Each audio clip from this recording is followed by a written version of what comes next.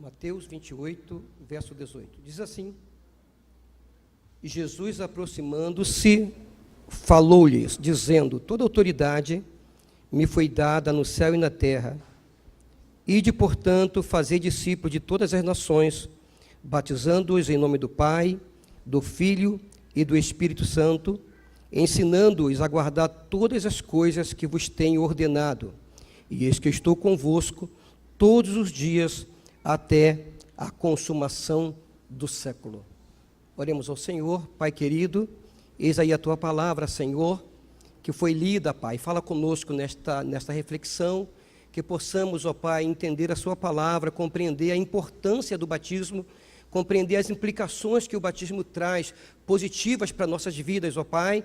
Nesse momento, Senhor, fala conosco, age, Senhor Jesus, no coração de cada um, é o nosso desejo, o nosso sentimento, em nome de Jesus, amém. Podem sentar, queridos, em nome de Jesus. Amados, nesses poucos minutos que nós temos de reflexão, eu quero que você entenda que o batismo, ele é uma ordenança que Jesus nos deixou, logo após a sua morte e ressurreição. Ele recomendou que houvesse o batismo. E talvez você possa dizer, mas por que Jesus, ele faz uma exigência desta? Quais as implicações espirituais, materiais, humanas, para algo que parece tão natural e que parece tão sem efeito, olhando com olhos naturais? Qual seria o efeito de um batismo aonde alguém entra numa água e sai? E o que isso significa para nós? Qual seria o poder inserido neste simbolismo? Mas a palavra é clara quando, no livro de Marcos, capítulo 16, verso 16, que fala que quem crê e for batizado será salvo, e quem não crê será condenado. E isso então, com esta palavra, nós ficamos um pouco mais preocupados, porque Jesus mesmo diz que quem crê e for batizado será salvo. Então veja, crê e for batizado. Será que o batismo tem implicação na salvação? E aquele ladrão da cruz, ele não foi batizado. É claro que não havia um tempo hábil, ele logo seria morto. Então não precisou ser batizado. Mas o batismo seria uma inauguração. O batismo seria uma declaração assinada invisivelmente. O batismo seria uma demonstração pública da sua própria fé. Então o batismo, ele é muito importante para nós, porque o batismo não é só na esfera humana, mas o batismo também abrange a esfera espiritual, coisas invisíveis, coisas grandes, coisas que você não imagina, o batismo abrange. Então veja, querido, o apóstolo Paulo escrevendo a Tito, dizendo que antigamente fazíamos coisas erradas. Ele diz que antigamente nós cometíamos ações que não eram convenientes aos cristãos, aos servos de Deus. Mas ele fala que agora nós fomos purificados pelo derramamento do Espírito em nós. E ele fala isso em Tito, capítulo 3, versículo 3 a 5, dizendo que nós fomos lavados pelo derramar do Espírito em nós. Então o batismo representa essa ação simbólica, aonde você morre para uma velha natureza, você morre para comportamentos antigos que agora deixam de existir, você morre para o homem velho e para nascer uma nova criatura, alguém nascido de Deus, transformado e simbolicamente cheio do Espírito Santo de Deus. Então você vai perguntar para mim e dizer, pastor, qual então as implicações, que eu quero saber essas implicações naturais e espirituais. Pois bem, amado, no sentido natural, visível, aonde nossos sentidos são aguçados, visão, audição, paladar, tato, dentro desse mundo físico, O batismo, ele é uma declaração pública que alguém pode dar ao mundo dizendo: eu escolhi a Deus. Eu escolhi servir a Deus. Então ele vai dar essa declaração pública dizendo: olha, eu estou aqui descrevendo com a minha atitude que a partir de agora eu estou inaugurando uma nova fase. Aquilo que eu fazia eu não faço mais, se eu mentia eu não minto mais, a maneira que eu andava eu não ando mais, porque diante de todos, diante da minha família, diante da sociedade, eu estou dizendo que eu quero Deus plenamente na minha vida. É difícil acreditar que alguém esteja na igreja tanto tempo e não queira se batizar.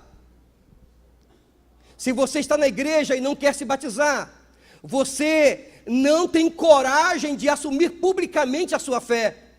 O que pode impedir alguém que ama Jesus a se batizar? O que pode impedir alguém que reconhece a morte de Jesus a vir a se batizar? Nada pode impedir que você possa declarar publicamente a sua fé e dizer para o mundo: eu sou de Jesus. Nada pode impedir. Não justifica tal ação na sua vida.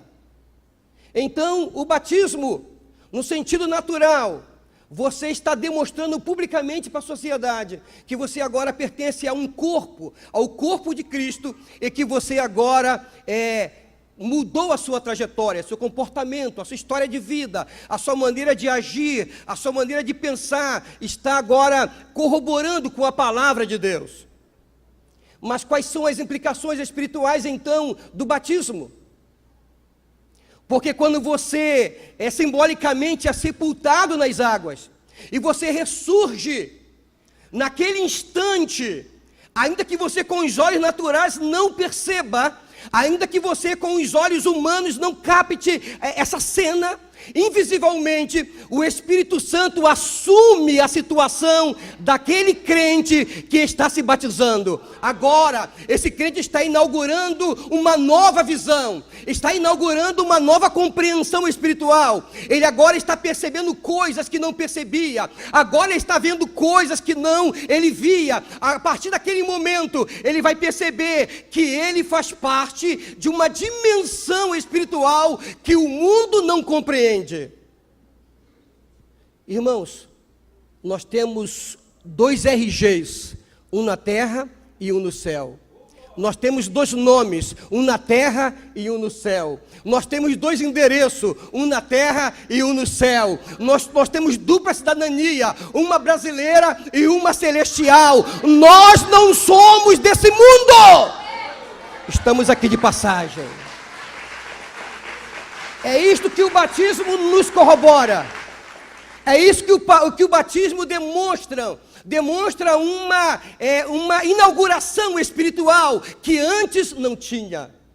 É interessante que, quando você analisa desta forma, você vai entender que Paulo dizendo desta forma: portanto, em Romanos capítulo 6, versículo 3 a 4, fomos sepultados com ele na morte por meio do batismo, a fim de que, assim como Cristo foi ressuscitado dos mortos, mediante a glória do Pai, também nós vivamos uma vida nova.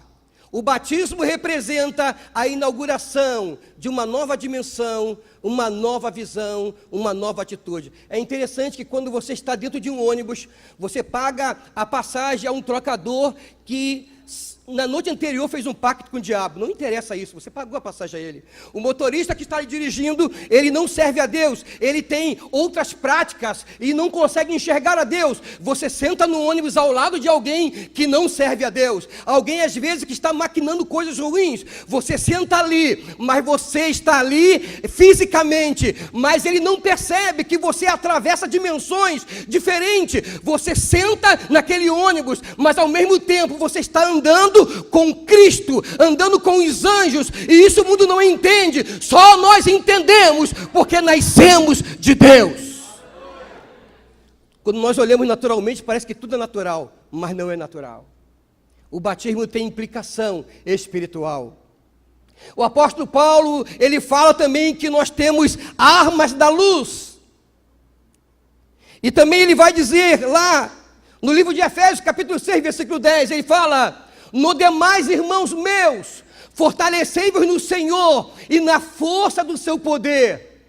Ele fala: revesti-vos de toda a armadura de Deus, para que possais resistir os dias maus. Porque nós não temos que lutar nem contra a carne, nem contra o sangue, mas sim contra os principados, contra as potestades, contra as hostes espirituais da maldade nos lugares celestiais. Sabe o que ele quer dizer? O crente, quando é inaugurado no batismo, ele está agora fazendo parte do exército da luz, a força do bem, e a nossa guerra agora é contra o diabo e os seus demônios. Então, quando você anda na rua e você vê, é interessante, eu estava no Café com Cristo hoje pela manhã, e lá no Café com Cristo você consegue perceber esses dois mundos. Você consegue perceber a força do mal agindo e a força do bem também ali, que nós representamos. Você vê pessoas dominadas pelas drogas que chegam no Café com Cristo, pessoas que estão totalmente desorientadas e perdidas, e ali nós estamos numa guerra pela manhã, orando e batalhando contra aqueles demônios. Batalhas espirituais, que o crente em Jesus, representado pelo batismo, pelo simbolismo do batismo, ele inaugura esta visão espiritual que ele não tinha. Apóstolo Paulo, na primeira carta aos Coríntios, no capítulo 2, ele fala que o homem natural, ele não compreende isto, porque ele é natural. As coisas espirituais se discernem espiritualmente, e o homem natural não consegue entender, porque a mente dele não discerne coisas espirituais. Mas ele fala: mas nós não, nós temos a mente de Cristo, nós conseguimos discernir espiritualmente, porque nós somos espirituais. Nós temos a mente de Cristo. Sabe o que é isso? Quando alguém aceita Jesus, quando alguém se batiza, ele também está recebendo uma mentalidade de Cristo sobre ele. Agora todo o poder de Deus também está dentro dele, toda a glória de Deus também está dentro dele, porque ele consegue discernir espiritualmente as coisas. Para finalizar isto, apóstolo Paulo está muito preocupado com os cristãos romanos. Porque os cristãos romanos, eles viviam sempre amedrontados. Eram cristãos que viviam escondidos, fazendo culto em cavernas, em porões. Porque se eram cristãos romanos, estavam justamente na central do perigo. Porque era o Império Romano que estavam perseguindo os cristãos. Então aquela igreja vivia o tempo inteiro assustada e amedrontada. Paulo precisava afirmar no coração daqueles cristãos novos que estavam em Roma, que eles eram mais que vencedores, que eles não podiam olhar as coisas com olhos naturais, que eles não podiam se comportar como pessoas sem uma visão de Deus, que eles não poderiam se comportar como crentes desorientados, mas que eles precisavam atentar para o poder de Deus expresso no coração de cada um de nós. Então, o apóstolo Paulo, no capítulo 8, versículo 31 em diante, apóstolo Paulo diz assim para a igreja em Roma. Ele fala: cristãos romanos, cristãos em Estrela do Norte, que diremos, pois, a estas coisas? Se Deus é por nós, quem será contra nós? Aquele a quem o seu próprio filho poupou, como antes não nos dará também com ele todas as coisas? Quem tentará acusação contra os escolhidos de Deus, que tem a mente de Cristo? Se é Ele quem nos justifica, quem nos condenará? Se foi Ele quem morreu e antes ressuscitou, e também intercede por nós, quem poderá fazer isso? Mas sobre todas essas coisas somos mais do que vencedores por aquele que nos amou. Porque eu estou certo que nem a morte, nem a vida, nem os principados, nem a potestade, nem o futuro, nem o presente, nada pode nos separar do amor de Deus que está em Cristo Jesus.